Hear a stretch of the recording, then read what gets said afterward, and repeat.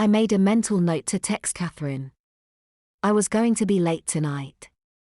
Then I'd have to get ready for the fight when I got home. It's not fair, I said. It's just not fair. I would have said it more, screamed it if I could. It's not, Janet said. Clark, I'm so sorry. When I invited you to teach my class, I didn't mean for this to happen. We know, both said. We know. I could only nod my agreement. Words were hard just then. The three circled around me. Hugging me. Hugging each other. Down the back of my neck, I swore I felt a teardrop. I'd just gotten everything I thought I'd wanted from a few days prior. A hug from several trusted friends and confidants. A sincere apology. Maybe even an Amazon's tears. I'd gotten everything I'd said to myself I'd needed, and felt more scared and miserable than ever. The hug broke off. Come on, boss, Tanya said.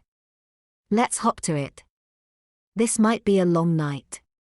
I sat there in Oaks Higher Elementary's clinic near the front desk, completely exhausted. Tanya, Mrs. Both, and I had spent the entire previous night cleaning my room to beyond perfection. My room was already in very good condition. Very good wasn't going to cut it. Nothing short of perfection would be acceptable.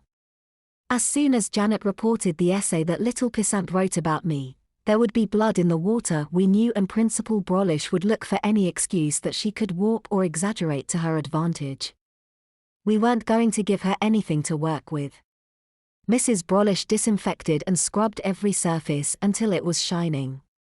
I organized my closet space, graded, logged, and sorted papers for return, even the ones that by contract didn't need to be graded yet. The play space for the kids went from well-used but tidy to display model. We found a stray pull-up hidden behind the cubbies. Bullet dodged, especially since it was a boy pull-up. Amazons would read into anything. Tanya beat us both. She called in some favors and got a couple of tweener custodians to come in and work over the entire floor with a carpet cleaner. I had to excuse myself to go cry. The tears were a mixture of complete fear and panic coupled up with absolute disbelief and gratitude. The rest of the night was coaching on what to say and what not to say. The games you play with Forrest and the others aren't going to cut it here. Mrs. Both told me. Don't give Brolish an opening.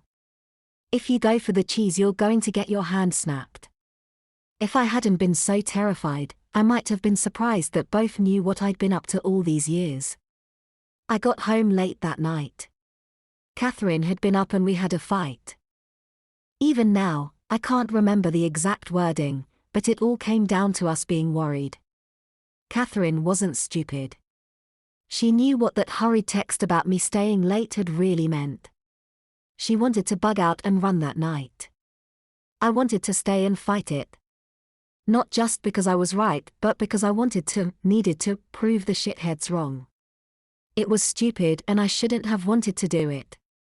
We compromised. I let her ride on the back of the scooter to work the next morning and she drove back home with it. If I didn't contact her by dinner, she'd be gone.